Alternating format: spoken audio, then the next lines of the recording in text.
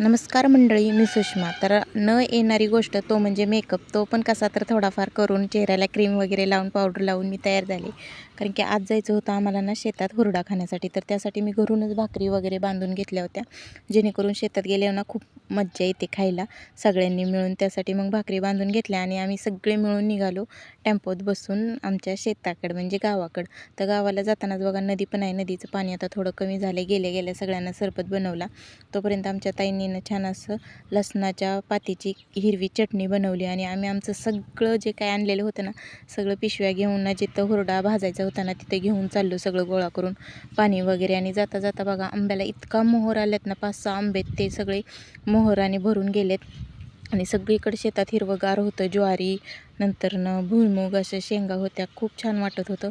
आणि वाटोळं आल्यावर बघा किती पाला वर गेला. आणि हा आहे गहू माझ्या मागचा.